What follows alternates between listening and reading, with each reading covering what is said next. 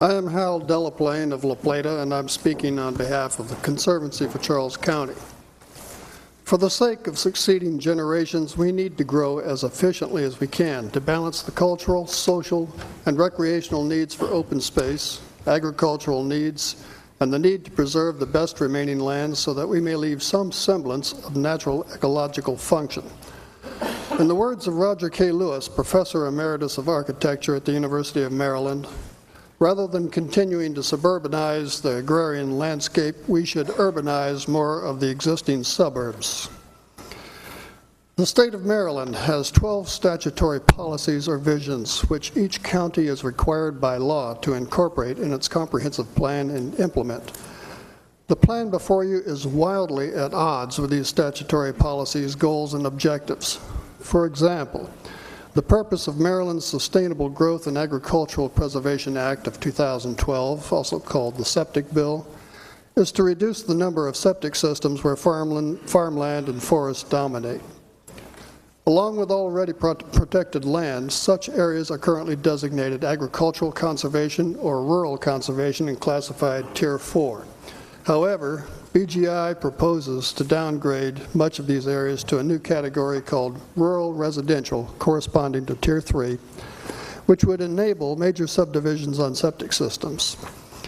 BGI claims the difference between agricultural conservation and rural residential categories is not significant because both prescribe a density of 1 dwelling per 3 acres. This is a red herring. On the contrary, the draft plan states on page 313 that long-range future land use in rural areas will not be dominated by agricultural use for resource protection, preservation, or conservation, but will be predominantly residential large lot. In other words, in the long run, our farms and forests will be replaced by residential housing on large lots. This will assure the demise of Mattawoman Creek and our other waterways as productive fisheries, which will reverberate throughout the Chesapeake Bay. BGI's proposal would seem to be highly unpopular. A recent survey commissioned by the SGACC found that Charles County voters want to retain the county's rural character and overwhelmingly want to protect its waterways and farmland. 70% of Charles County voters would not want a plan that would result in opening up the whole county to new home construction, and 84% oppose replacing agricultural land use with rural residential. The Department of Natural Resources calls this plan the wrong choice. What's the right choice?